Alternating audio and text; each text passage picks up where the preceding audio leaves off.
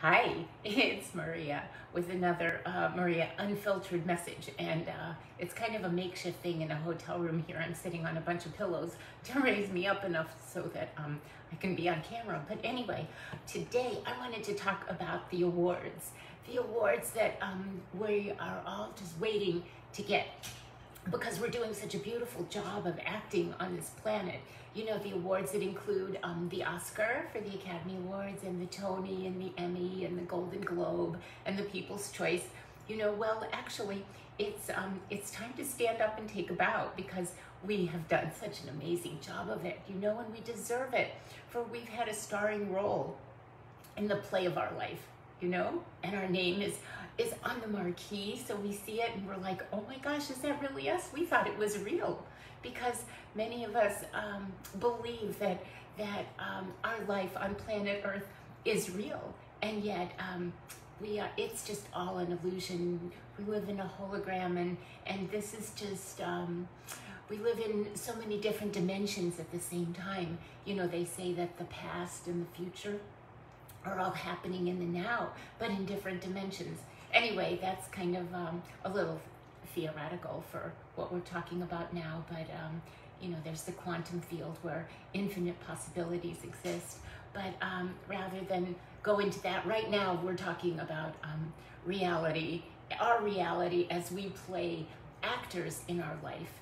And so it's all about us, you know, and we just don't know it. Our life really is about us.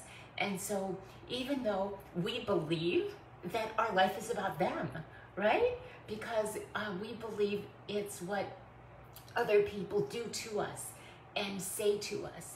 And so we believe that the world exists outside of ourselves.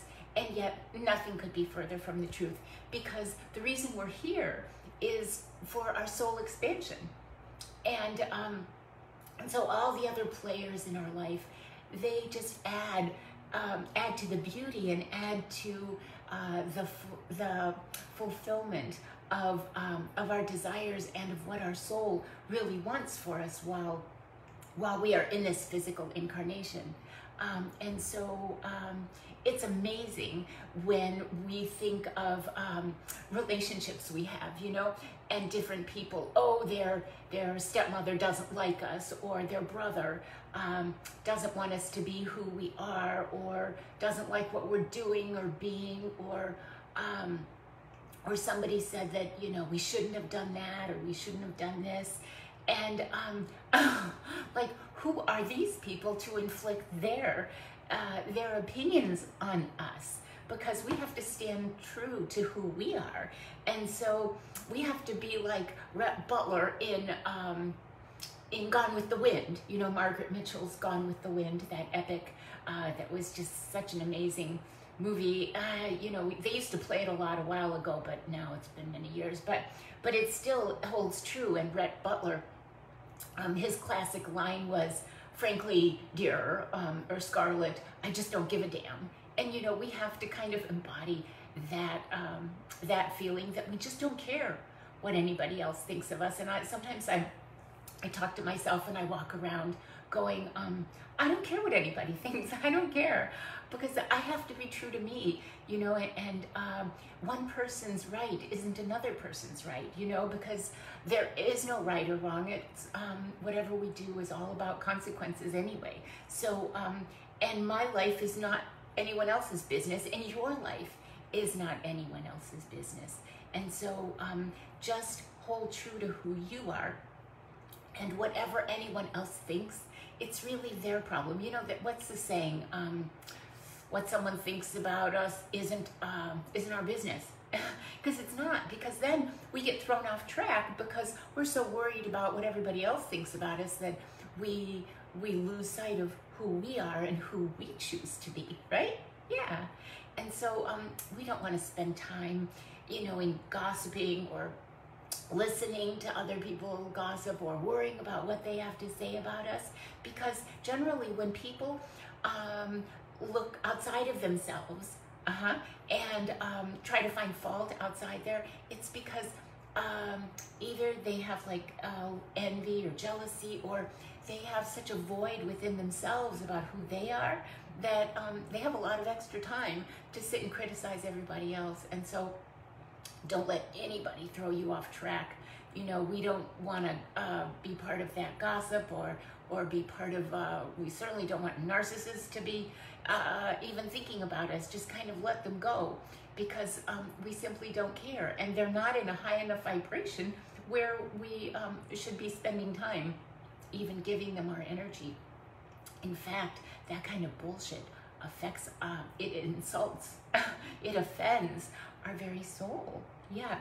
So here we are, and this is your show, and no one else matters. And that's true, because it's all about you and your conscience. You know, it's all about you and your creator, and your creator God, and the energy of love, and the divine source, and the consciousness, because that's what is real, is the consciousness out there, and that is what you embody within your soul. And so however you choose to refer to that omnipotent power, you know, is that consciousness. And that's the only thing that matters is our response to the behavior of others, right? Because we have no control over what anyone else thinks or does. We only have control over ourselves. And so however we want to behave and however we want to act, that's all that matters. And so, you know, I think one of the ways that I like to think about it is that there are cameras all around me, you know?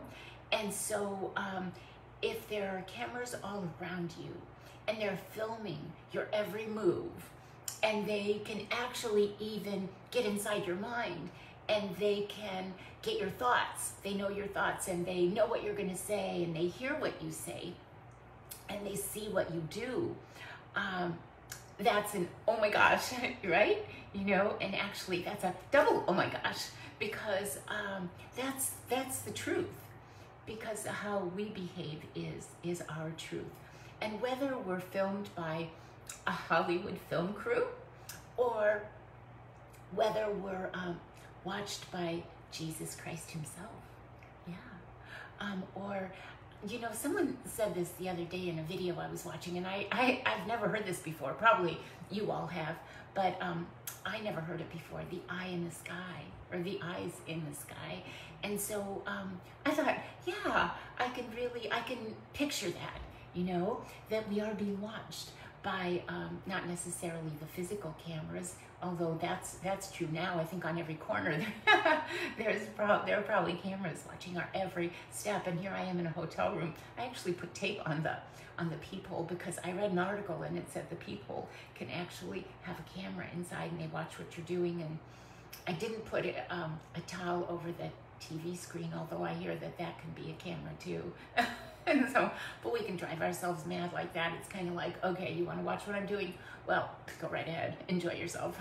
But anyway, we just have to realize that we're being gifted the opportunity of a lifetime to awaken, yeah, to who we truly are, and to refuse to be controlled by anyone or anything, right? We have to take back our power and be the best version of ourselves, whether anyone's watching or not, and be the shiniest version of ourselves, and be true to ourselves.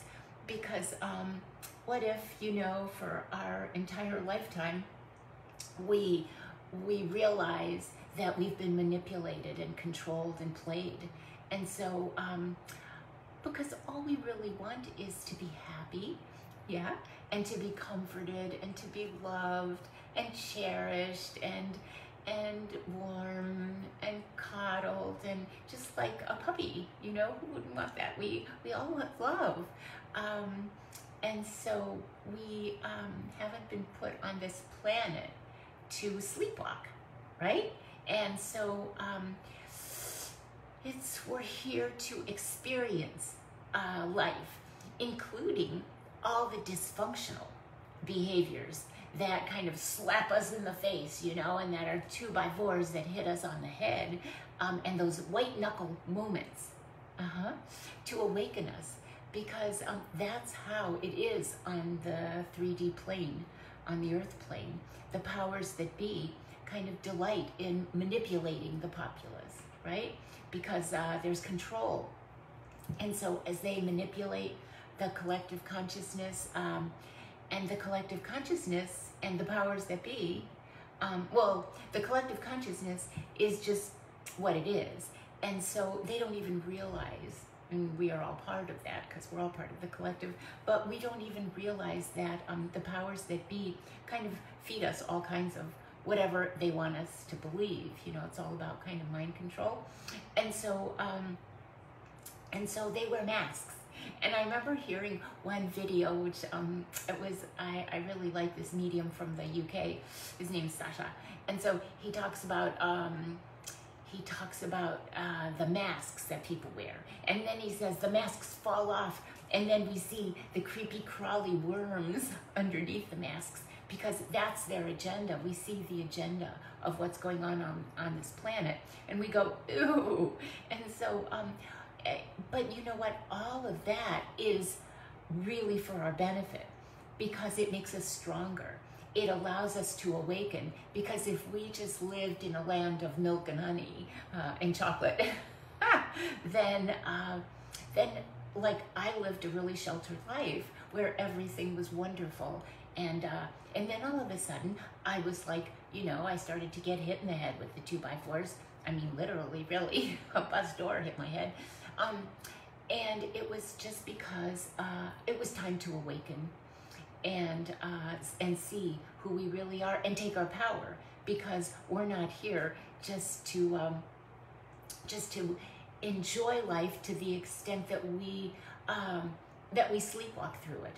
I mean, we are here to take our power and to realize, you know, the God essence within us, that spark of the divine that has gifted us with this lifetime, where we have the opportunity to grow and to raise our vibration so that we can become better and stronger and you know, more spectacular versions of ourselves, where we learn about discernment.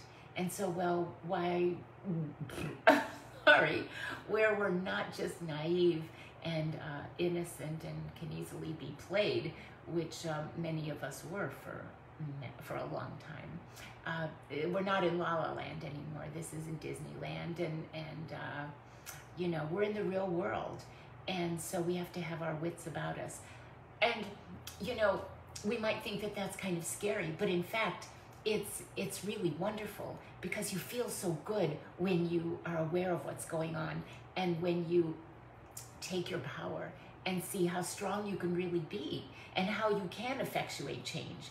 Because so many people find comfort in being in the victim mode, right? Oh, it's like, I can't do this. It's like, oh my gosh, I'm so sad.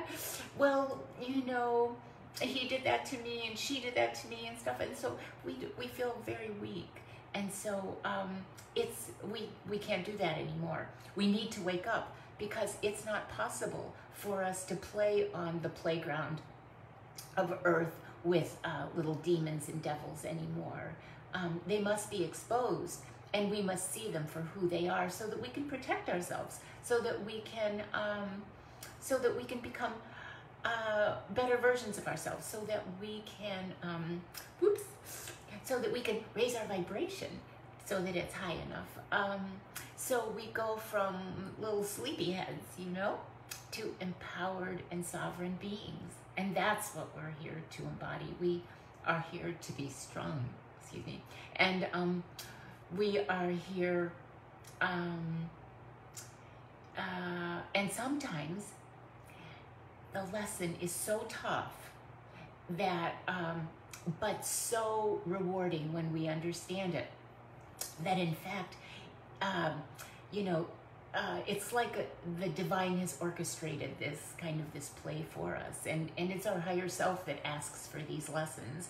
And sometimes it's the people that we love the most, you know, it's the people that we would have never imagined would have hurt us. It's our best friends, it's our parents, it's our children, it's our lovers, it's our family, that shake us into awakening, that betray us, that push us to the edge, because only then do we really see the writing on the wall.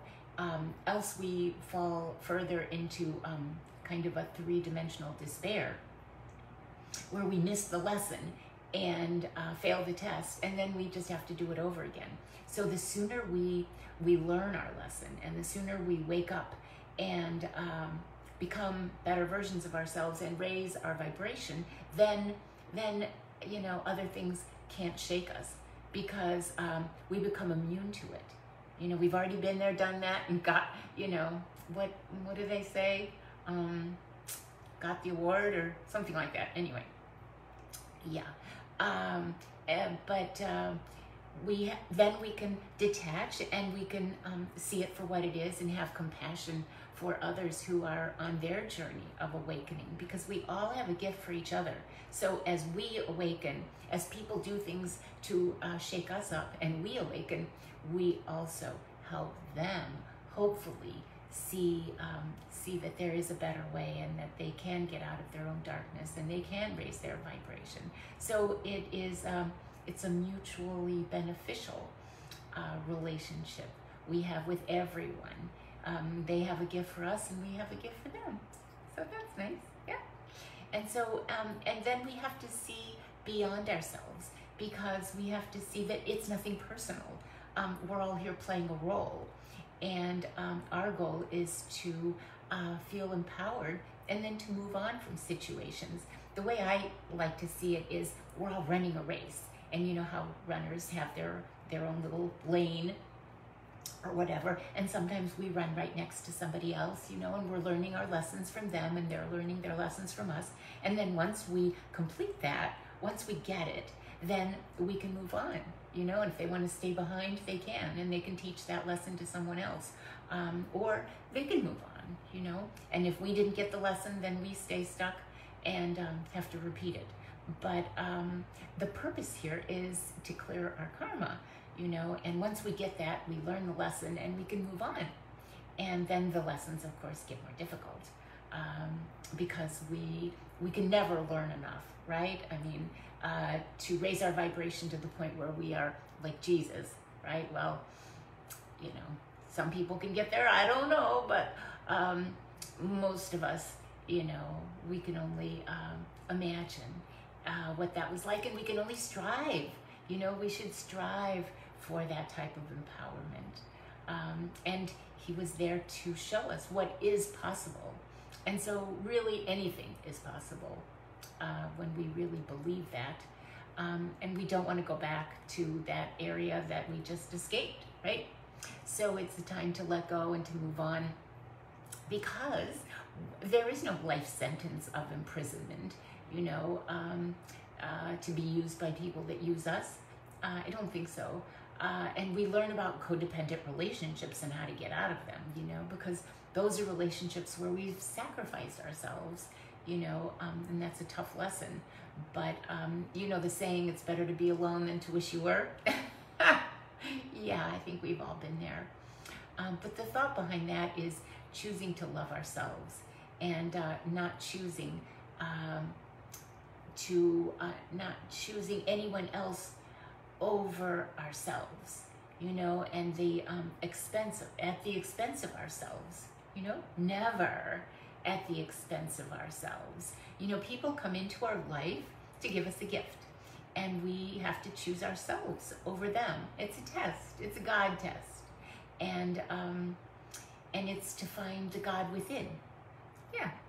And we can play a dysfunctional game with them, or finally we can just say, bye, see ya, got it, okay, next time.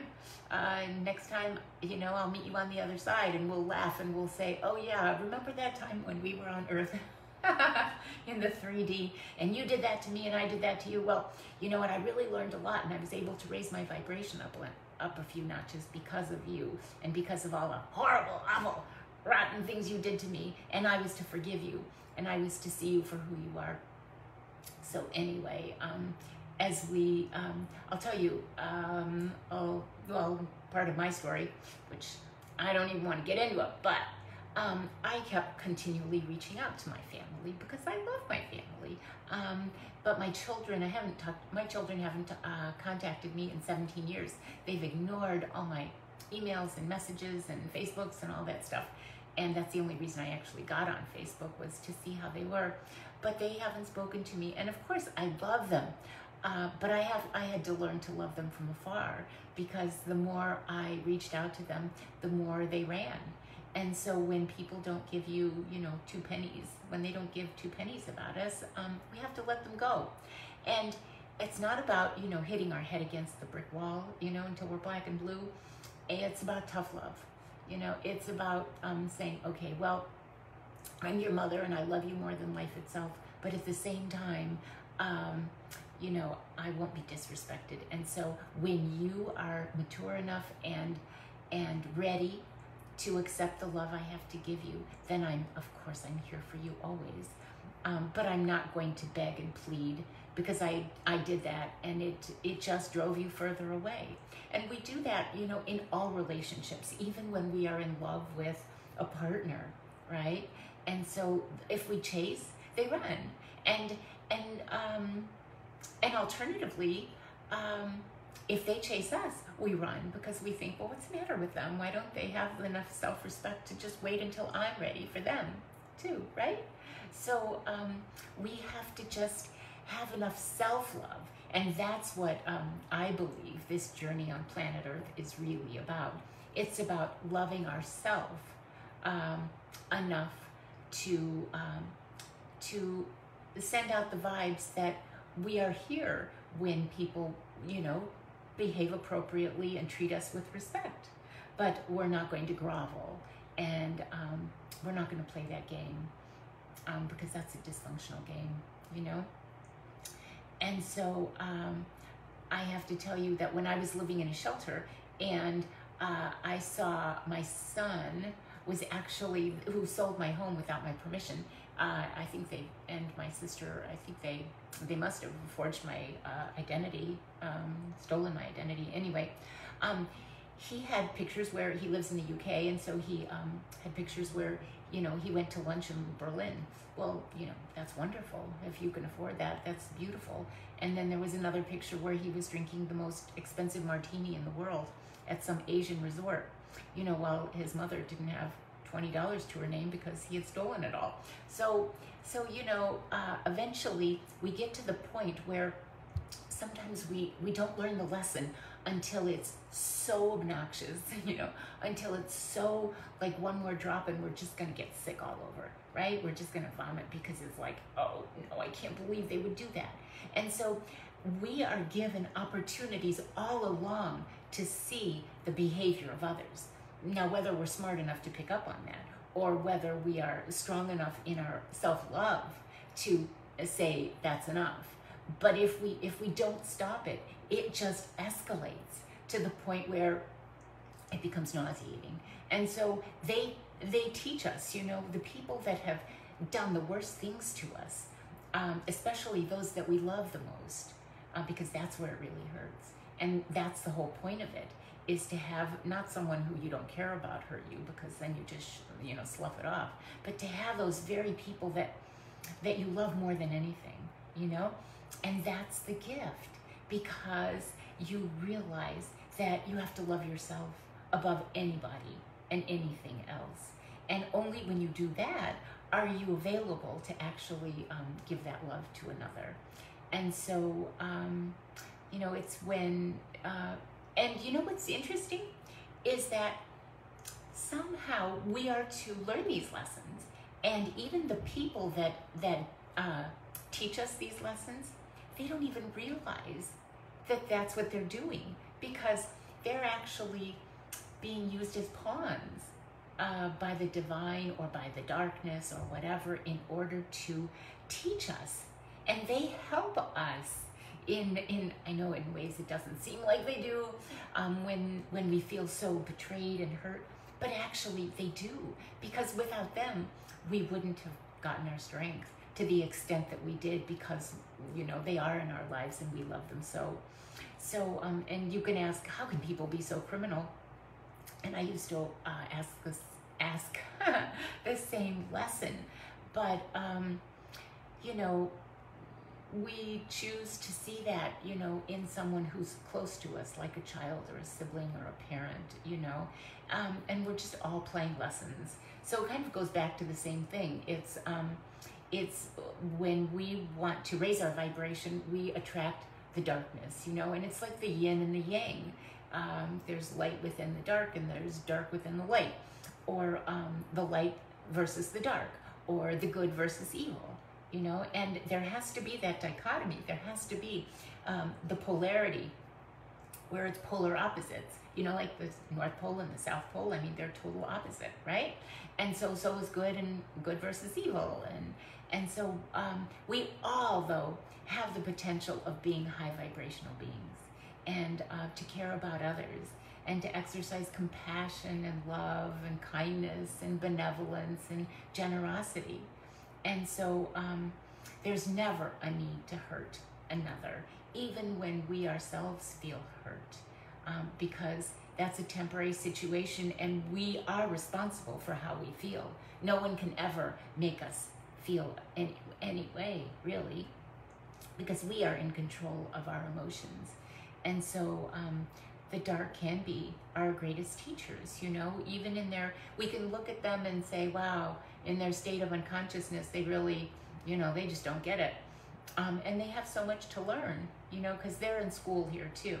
And so they learn that the energy they send out ultimately can't help but come back to them. I mean, it's physics. And it's Elvis. I don't know if anybody ever remembers Elvis. I remember as a really little girl, I would love to watch Elvis movies where he would sing and dance and gyrate and stuff. And there was a song, and it was like, I think it was called Return to Sender. And so that's what it is. The energy that we put out ultimately ends up returning to sender. And even when it says the address unknown in that song, I think it's return to sender, address unknown. Well, karma always knows the address. So there is no address unknown. And it's physics. So in the 3D world, you know, when people care about things and possessions and flying here and flying there and shopping and feeling entitled, you know, that they can do that. And some people think, oh, money is more important than anything. But you know what? Even King Tut couldn't take it with him. I mean, he might have been buried with all kinds of treasures, but what good was it? You know, 6 feet under or in a tomb or wherever he was. I think he was in a tomb. But it's not about that, because ultimately, the more you focus on, the more obsessed you get, the greater the probability of you losing that, right? Because the tighter you hang on to something, is the way you'll lose it, for sure. And so there are consequences to everything. And so anyway, we have no control over how anyone else behaves. We only have control over our responses. And that's not to, you know, feel judgmental in any way, but that's just to choose wisely. And so sometimes some of us, I know I've gone through this, we choose to spend time alone. And people will say, well, gosh, you're spending your whole time alone, and so don't you miss out on things? And yeah, to some extent I do. And I love people and I want to be around them.